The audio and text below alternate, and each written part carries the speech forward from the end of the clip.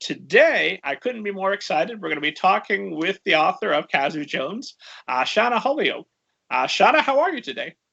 Good. Thanks for having me. Well, thank you so much for clearing the time to be here tonight. So probably the best place to get started is if you would just give esteemed audience a little bit of an overview of your background. Okay, so my name is Shauna Holyoak, and I'm the author of the Kazu Jones mystery series. The first book in the series, Kazu Jones and the Denver Dognappers, just came out in April of this year with Disney-Hyperion. And the second book in the series, Kazu Jones and the Comic Book Criminal, will come out next April. I'm from Idaho Falls, and I live with 5 of our 7 children and 2 naughty dogs. I got a master's degree from BYU, Provo, in English literature with an emphasis in creative writing, although I don't know if that helped me to become a better writer at all. It did enable me to teach some classes. I was able to teach creative writing and freshman comp. And for about a year online, I taught young adult lit, and that was super fun. So that made it worth it. But I wrote a humor column for about 10 years where I talked about my kids and my husband, all the embarrassing details about our family life. And yeah, I was a freelance writer for a while before I decided to turn all my attention to fiction about 7 years ago. What kind of freelance writing were you doing? I wrote, it's really boring, accounting newsletters for an accounting school. I did that. I was a single mom for about 5 years, and so I did that to support me and my kids. And the column didn't do anything to support us. I made very little on the column, but it was fun and it was creative. It kept me kind of in the creative loop, so that helped me quite a bit. And then you said you were teaching writing during that same time as well? Yeah, after I got my master's degree, I stayed and I worked for a little bit at BYU, and I taught part-time. And I also taught to kind of pay my way through graduate school. So I taught freshman comp in the beginning, and then I was able to teach honors English. That's just freshman comp for honors students. And then creative writing, a 218 level class, and yeah. So what did teaching of writing bring to your writing? I love teaching, and freshman comp wasn't as fun as creative writing. And I always said that I would teach 100% of the time if I didn't have to grade, because grading is really hard and it's time consuming. And I'm a slow reader, and I feel the need to comment on everything. So it is especially a slow process for me, but creative writing was super fun to teach and grade. It's just being in this creative environment where everybody's thinking of ideas, and I just think it's contagious. And I fed off of that creative energy, and they're excited because this is one of the first classes that they've ever taken in creative writing. And so they're excited, and it's just a really great energy in a class. So I loved it. It just inspired me, and it was just fun to be with them. Yeah, I love getting to work with young writers that don't have jaded woulda, coulda, shoulda stories that you might meet at a conference. Like, I was this close to getting this deal, and that almost happened, and that book didn't get the support it should have. But if you get me a fresh, still wet behind the ears, I'm so excited to be a writer student. Oh, that's the most fun person to work with, because they make you excited again and remind you that before you cared about all the business of being an author, you genuinely cared about the fun of writing. Exactly. Yeah, it was just super fun.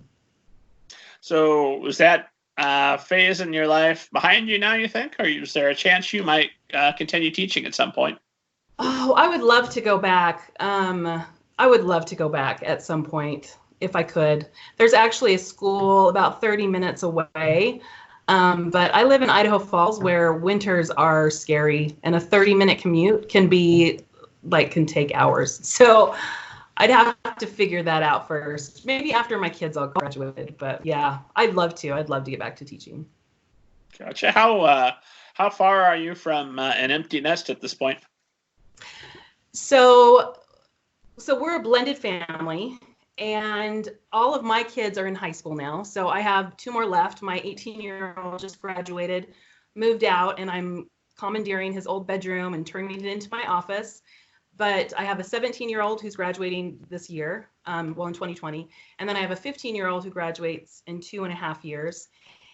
And we have another 17-year-old who's graduating in 2020. That's my husband's daughter, my stepdaughter. And then a 14-year-old and a 12-year-old.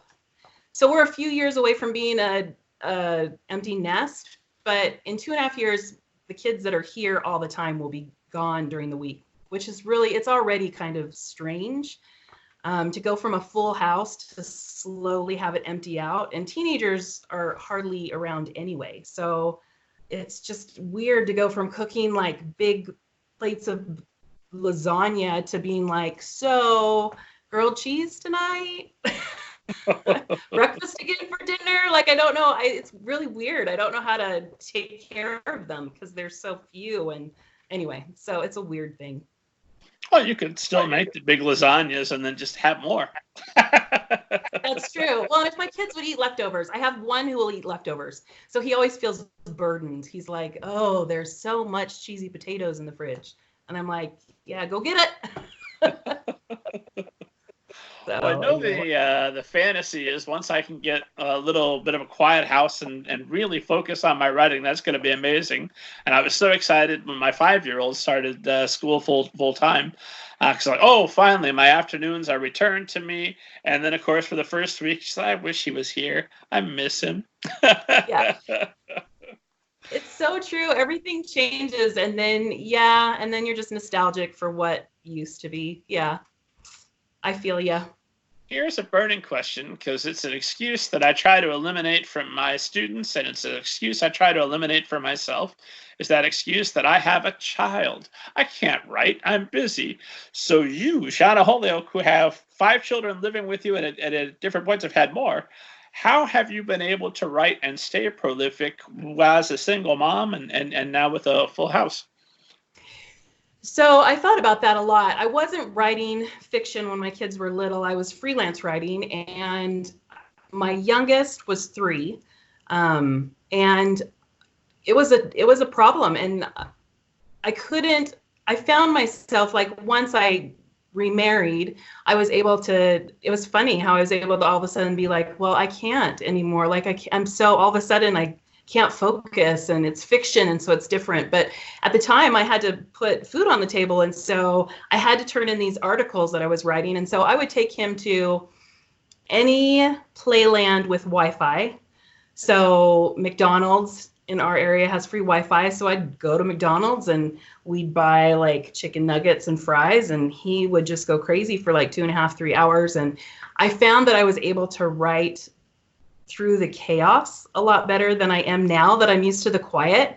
There's a place called Blast Off where I remember Tuesdays and Thursdays were like $2 from 11 to 1, and I could take him and he'd go play in the ball pit in this big like gerbil thing, like, you know, what is, I don't even know, like a playland, but it felt like just this ginormous gerbil track. And he would play there for 2 hours while I would do my writing. And I need to get back into that mindset, I think, where every little bit of time I can get stuff done. Like, I think now I feel like I need at least this huge block of quiet time where I can, you know, create and write lots of words. But I realized back in the day, I could crank out, you know, 600 to 800 words while my son was going to the bathroom. You know, like I could figure out how to steal time and make it valuable, and I need to get back to that place. So